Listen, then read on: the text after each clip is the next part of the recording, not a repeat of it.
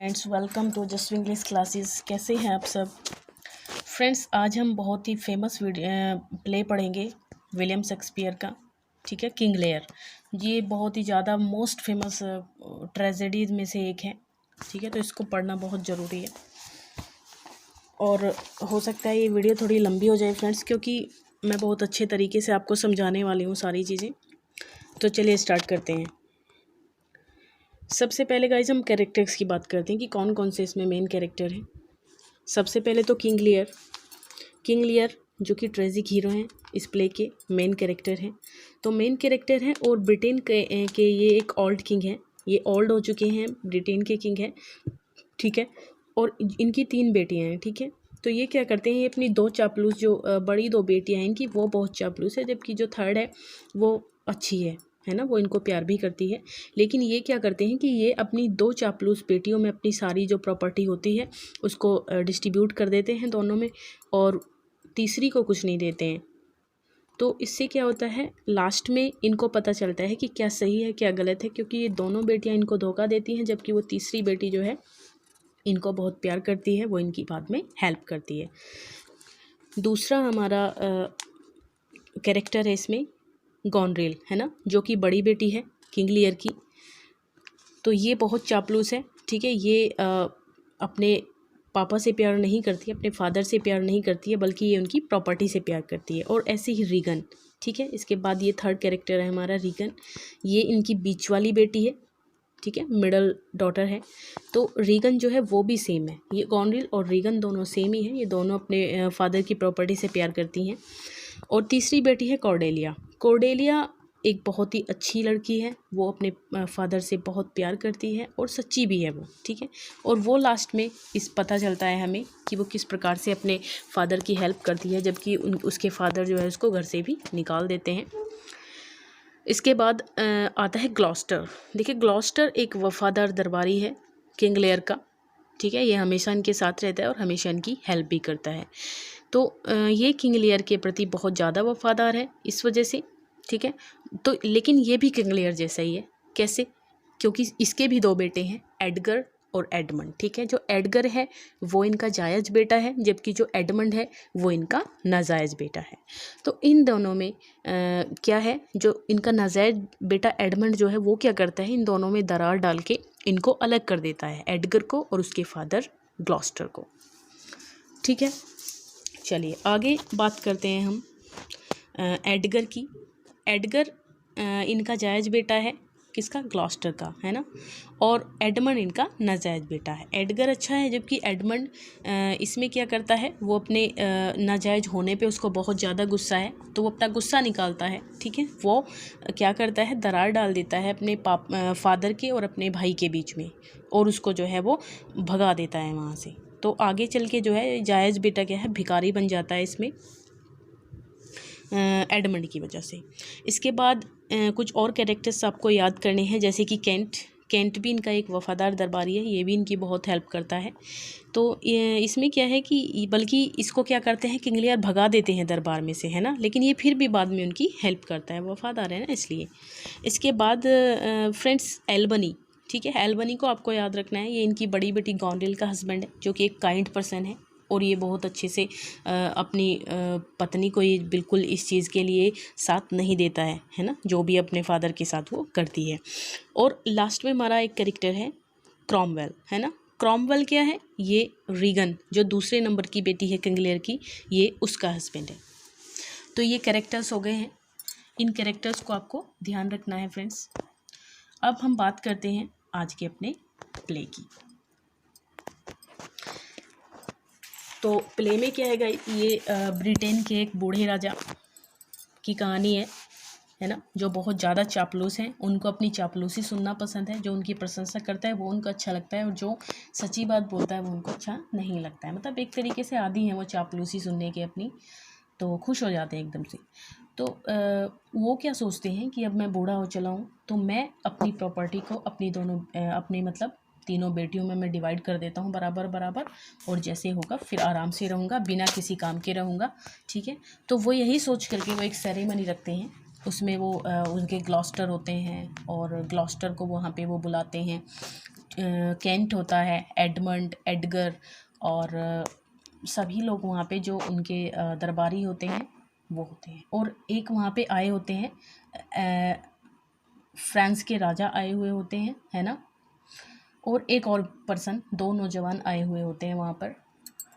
इसके बाद क्या होता है कि सेरेमनी में एक माइंड में डिवाइड करने से पहले उनके माइंड में क्या क्वेश्चन आता है किंग लियर के, कि पहले ये देख लेता हूँ कि कौन मुझे जो है ज़्यादा प्यार करता है और कौन मुझे कम प्यार करता है, ठीक है।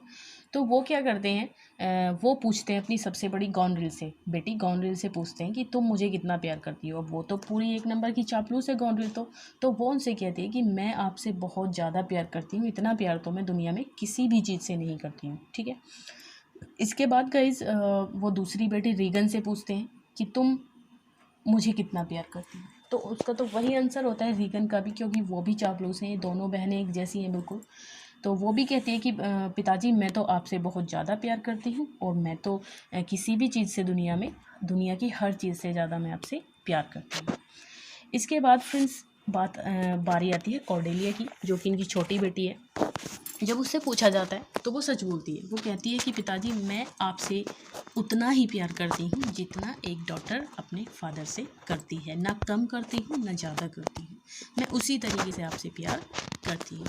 तो ये बात सुन कर के राजा को जो है गुस्सा आ जाता है किंग लियर को। वो कहता है कि तुम ये क्या कह रही हो। तो वो गुस्सा होकर के अपनी दोनों बेटियों में जो है प्रॉपर्टी को डिस्ट्रीब्यूट कर देते हैं, किसमें, गॉन्ड्रिल में और रीगन में।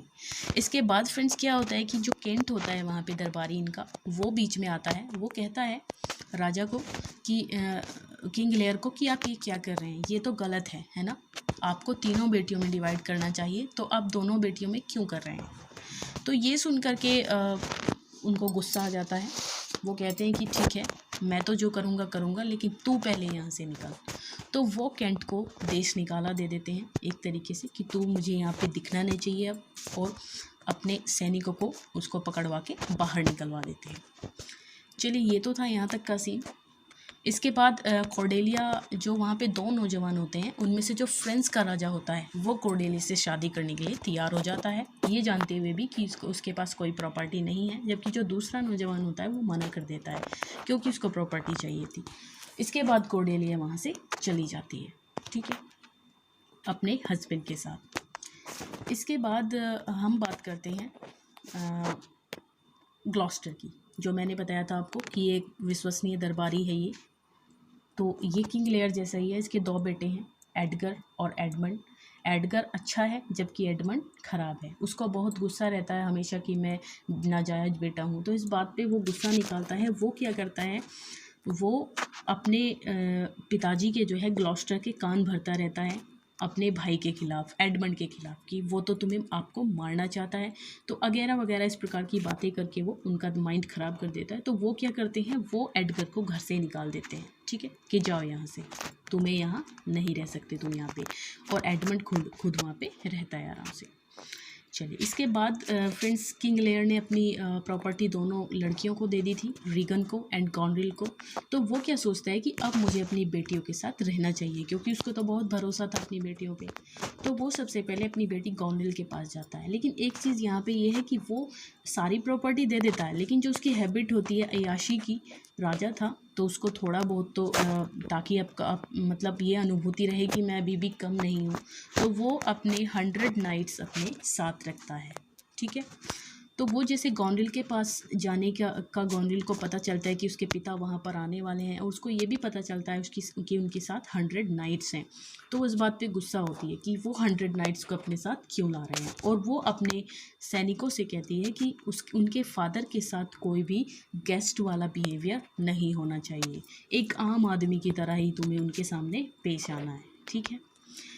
चलिए खैर जो भी है, वहाँ पे किंग लियर आ जाते हैं और बात होती है वहाँ पर, रहते हैं कुछ दिन आराम से। तो उन्हें कोई अच्छा वहाँ पर वेलकम नहीं मिलता है। तो कुछ दिन बाद जब रहते हुए उनको हो जाता है, तो गॉनरिल उनके पास आती है और कहती है कि पिताजी आपको 100 नाइट्स की क्या ज़रूरत है ना। 50 भी बहुत है, तो आपको 50 नाइट्स रखने चाहिए। तो इस बात का किंग लियर को गुस्सा आता है और वो कह देता है उससे कि ठीक है, उस टाइम पे तो तुम बहुत अच्छी अच्छी बातें कर रही थी, सेरेमनी के टाइम पे, प्रॉपर्टी लेने के टाइम पे, और अब तुम ये कर रही हो मेरे साथ। तो वो कहते हैं कि ठीक है, मैं यहाँ पे नहीं रहूँगा, मैं तो अपनी बेटी रीगन के पास जा रहा हूँ। चलिए रीगन के पास चले जाते हैं वो। तो जैसे वो रीगन के पास जाते हैं, उससे पहले ही कॉर्नेल क्या करती है, रीगन को लेटर भेज देती है कि फादर वहाँ पे आने वाले हैं और तुम्हें ऐसे ऐसे करना है। तो रीगन तो उससे भी आगे है, रीगन भी उससे कम नहीं है। तो जैसे उसके फादर जाते हैं तो रीगन उनसे कहती है कि पिताजी आप यहाँ पे रहिए, बेशक कोई दिक्कत नहीं है, लेकिन आपको 50 नाइट्स की भी क्या ज़रूरत है, आपको 25 ही नाइट्स रखनी चाहिए। गॉन्ड्रिल तो आपको 100 नाइट रखने दे रही थी, लेकिन मैं तो आपको 50 भी नहीं रखने दूँगी, ठीक है, आप 25 नाइट्स रख सकते हैं बस, है ना। और इसके बाद रहते हैं खैर वहाँ पे किंग लियर कुछ दिन, लेकिन जब कुछ दिन रहते हैं तो उसके बाद रीगन खुद उनको वहाँ से निकाल देती है। सड़कों पे आ जाते हैं किंग लियर, ठीक है। इसके बाद क्या होता है, कैंट को पता चलता है कि उनके राजा जो है उनको घर से निकाल दिया है रीगन ने। तो वो क्या करते हैं, उनको वहाँ से लेते हैं साथ में, और साथ में लेके चले जाते हैं, वो एक झोपड़ी में चले जाते हैं। और वो झोपड़ी किसकी होती है, वो झोपड़ी होती है ग्लॉस्टर के बड़े बेटे एडगर की, जो कि पुअर टॉम के नाम से वहाँ पे रह रहा होता है ना। तो वहाँ पे रहते हुए इधर क्या हो रहा है, इधर जो ग्लॉस्टर हैं उनको पता चलता है कि उनके जो है राजा वो सड़कों पर आ गए हैं। तो वो तो वफ़ादार था बहुत अपने राजा के प्रति, तो वो अपने बेटे से कहता है एडमंड से कि हमें अपने राजा की हेल्प करनी चाहिए, सीक्रेटली ही सही, लेकिन हमें हेल्प ज़रूर करनी चाहिए, वो हमारे राजा हैं। तो लेकिन एडमंड तो कम नहीं था, एक नंबर का नालायक था ये तो एडमंड। तो एडमंड सुन लेता है सारी बातें, वैसे तो उसे कुछ बताने का फ़ायदा है नहीं एडमंड को, लेकिन वो सारी बातें सुनने के बाद और ग्लॉस्टर उसको ये भी बताते हैं कि हमें हेल्प करेंगे। और वो क्या करते हैं, वो एक सैनिक को एक अंगूठी लेकर के छोटी बेटी कॉर्डेलिया के पास भेज देते हैं, ठीक है, कि तुम्हारे पिताजी जो हैं बहुत बुरी हालत में हैं और तुम्हें उनकी हेल्प करनी चाहिए। तो वो सैनिक वहाँ से अंगूठी लेके चला जाता है कॉर्डेलिया के पास। कॉर्डेलिया को भी ये सब बातें पता चलती हैं, और ग्लॉस्टर जो है निकल जाते हैं सर्च करने के लिए अपने राजा को, किंग लियर को। तो वो उनको ढूंढ भी लेते हैं उस झोपड़ी में जहाँ पे वो उनका बड़ा बेटा एडगर की झोपड़ी है, लेकिन वो मतलब टॉम पुअर टॉम बन के वहाँ पे रह रहा है। तो वो तीनों वहाँ पे मिल जाते हैं। कौन, क्या नाम, कैंट नाम का जो उनका दरबारी है, ग्लॉस्टर है एंड किंग लियर, तीनों वहाँ पर मिल जाते हैं। उधर एडमंड जो है वो उधर एडमंड को ये भी पता चलता है, ग्लॉस्टर के द्वारा उसको ये बताया जाता है कि कॉर्डेलिया को सब कुछ पता चल चुका है, ठीक है, और वो अपनी आर्मी लेकर यहाँ पे ब्रिटेन पे आक्रमण करने के लिए आ रही है, और उसको एक पत्र मिला है ग्लॉस्टर को। तो वो एडमंड क्या करता है, एडमंड ये सारी बातें जाके रीगन जो मंझली बेटी है किंग लियर की, उसके हस्बैंड क्रॉमवेल को बता देता है और कहता है कि मेरे पिताजी जो हैं वो राजा की हेल्प करना चाहते हैं ऐसे ऐसे। तो वो सारी बातें उसको शेयर कर देता है, ठीक है। तो यहाँ तक की जो बात है वो हो चुकी। तो क्रॉमवेल क्या करते हैं, क्रॉमवेल कहते हैं कि भाई हमें, क्रॉमवेल एडमंड और अपनी जो बड़ी बेटी जो है गॉनरिल है ना, गॉनरिल को और एडमंड को भेजते हैं एल्बनी के पास। एल्बनी, मैंने आपको बताया था पहले ही कि एल्बनी उनकी बड़ी बेटी गॉनरिल का हस्बैंड है, जो कि एक अच्छा व्यक्ति है। तो गॉनरिल के पास भेज देने के बाद गॉनरिल से कहते हैं वो हेल्प के लिए, लेकिन वो उनकी हेल्प करने से एल्बनी मना कर देता है, बल्कि वो उल्टा अपनी वाइफ गॉनरिल को ही धमकाता है कि तुम्हें अपने फादर के साथ ऐसा नहीं करना चाहिए। तो वो वहाँ से निराश होकर जो है आ जाते हैं। चलिए खैर, तो इसके बाद क्या होता है गाइज, एडमंड, जो गॉनरिल होती है और जो छोटी बेटी बीच वाली बेटी रीगन होती है, वो दोनों ही एडमंड को लाइक करती है, पसंद करती हैं वो दोनों ही एडमंड को। तो इसके बाद उधर कॉर्डेलिया अपनी सेना को लेकर डोवर पे आ गई है ना। तो वहाँ पे डोवर, ग्लॉस्टर कहता है कि तुम इसको लेकर जो है डोवर पे जाओ, कैंट को बोलते हैं कि डोवर पे इसको लेकर जाओ और उनको बताओ कॉर्डेलिया को, नहीं तो कॉर्डेलिया को मार डाला जाएगा, एडमंड वगैरह सब, क्रॉमवेल सब मिल करके कॉर्डेलिया उनकी बेटी को मार डालेंगे, इसलिए तुम्हें उसे वहाँ पर ले जाना चाहिए। खैर, उधर जो क्रॉमवेल होता है, रीगन का हस्बैंड, जो मझली बेटी है किंग लियर की, तो वो क्या करता है, वो कहता है कि भाई ये ग्लॉस्टर को पहले पकड़ करके लाओ, क्योंकि ये बहुत ज़्यादा वफादार है राजा का, इसको पहले मारना पड़ेगा। ठीक है, तो वो भेज देते हैं वहाँ पे, किसी अपने कुछ सैनिकों को भेज देते हैं वहाँ पर ग्लॉस्टर को पकड़ने के लिए, और वो ग्लॉस्टर को पकड़ करके क्रॉमवेल के सामने ले आते हैं।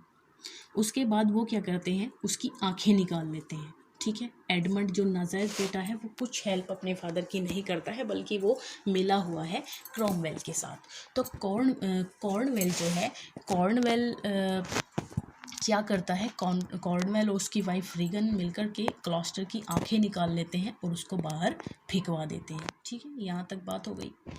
उधर कॉर्डेलिया और ब्रिटेन और फ्रांस के बीच जो है लड़ाई शुरू हो चुकी है। कॉर्नवेल जो है वो अपनी मतलब आर्मी लेकर के वहाँ पे पहुँच गया है, और कॉर्डेलिया भी डॉवर पे है ही, और उसके फादर भी वहाँ पर पहुँच जाते हैं। तो जैसे ही वो वहाँ पे जा रहे होते हैं, वो घायल हो जाते हैं रास्ते में ही, तो उन्हें टेंट के अंदर जो है ले जाया जाता है, सुरक्षित जगह पे उनको ले जाया जाता है, और वहाँ पर उनका इलाज वगैरह किया जाता है। लेकिन वो बहुत ज़्यादा मतलब लज्जित हैं, वो मिलना नहीं चाहते अपनी बेटी से, इसलिए नहीं कि वो अभी भी उससे गुस्सा हैं, बस बल्कि इसलिए नहीं मिलना चाहते हैं क्योंकि वो शर्मिंदा हैं बहुत ज़्यादा, कि मतलब उसने अपनी बेटी के साथ कितना गलत किया है, और अब वही बेटी उनकी हेल्प करने के लिए आ गई है। ठीक है, तो इधर रीगन और गॉनरिल, वो एडमंड को पसंद करती हैं दोनों। ठीक है, तो कॉर्नवेल जो है वो मारा जाता है युद्ध में, कॉर्नवेल भी मारा जाता है, लेकिन उन दोनों को पता नहीं है, रीगन को और गॉनरिल को। तो गॉनरिल कहती है, रीगन है ना, रीगन का जो कॉर्नवेल हस्बैंड अभी अभी मरा है, तो वो सोचती है अब बच कौन गया, अब तो एडमंड बच गया ना वहाँ पे केवल, तो वही सर्वसर्वा हो जाता है अपनी आर्मी का। तो वो रीगन क्या सोचती है कि मैं एडमंड से शादी कर लूँ। ठीक है, इस बात का पता गॉनरिल को चलता है, रीगन की बड़ी वाली बहन को पता चलता है, किंग लियर की बड़ी बेटी को। तो वो क्या करती है, वो जहर दे करके रीगन को मार देती है। ठीक है, चलिए, तो इसके बाद फ्रेंड्स क्या होता है, उधर कॉर्डेलिया से अपने उसके फादर जो हैं मिल चुके हैं, उनकी बात हो गई है। तो आर्मी, उधर एडगर और एडमंड के बीच फिर लड़ाई होती है। एडगर और एडमंड दोनों भाई हैं, लेकिन एक जायज़ बेटा है ग्लॉस्टर का और एडमंड नाजायज़ बेटा है। तो दोनों में जैसे लड़ाई होती है तो एडमंड हार जाता है। ठीक है, एडमंड हार जाता है वहाँ पे। ठीक है, और उसकी डेथ हो जाती है क्योंकि वो भी घायल हो जाता है। तो लेकिन उसके बाद क्या होता है, गॉनरिल को पता नहीं होता है ना, गॉनरिल को नहीं पता होता है कि उसने जो है एडमंड मर चुका है। वो अपनी बहन को मार देती है, तो उस बात से उसको बहुत ज़्यादा फिर दिक्कत होती है, तो वो खुद को भी मार लेती है गॉनरिल। ठीक है, खुद भी, तो दोनों बेटियां इस प्रकार से, मझली बेटी और बड़ी बेटी किंग लियर की मर जाती हैं दोनों, रह जाती है कॉर्डेलिया। उधर लेकिन मरने से पहले एडमंड क्या करता है, एक कैप्टन भेज देता है उन दोनों को मारने के लिए। ठीक है, जेल के अंदर इससे पहले ही एडमंड ने क्या किया था, एडमंड ने जेल में डाल दिया था उन दोनों को, किसको, कॉर्डेलिया को और किंग लियर को। जेल में डालने के बाद और वो वहीं से एक कैप्टन को मरने से पहले भेज देते हैं कि उनको जेल में ही मार दिया जाए। ये बात पता चल जाती है, ठीक है, ग्लॉस्टर को। उधर ग्लॉस्टर भी मरने वाला है, तो ये बात उसे पता चल जाती है, तो वो कुछ सैनिक वहाँ पर भेजता है। लेकिन सैनिक भेज देता है कि तुम जाकर के जो है किंग लियर और कॉर्डेलिया को बचाओ। उधर एडगर जो है उसको अभी भी टॉम बना हुआ है वो अपने फादर के लिए। अभी उसके फादर को पता नहीं है कि ये मेरा बेटा एडगर है, तो वो अपने फादर से मिलता है और बताता है कि मैं टॉम नहीं हूँ, बल्कि मैं तो आपका बेटा एडगर हूँ। तो ग्लॉस्टर को खुशी भी होती है इस बात की कि उसका बेटा जो जायज बेटा है वो सही है, लेकिन कहीं ना कहीं उसको दुख भी हुआ है बहुत ज़्यादा कि उसने अपने सही बेटे के साथ इतना कुछ गलत कर दिया।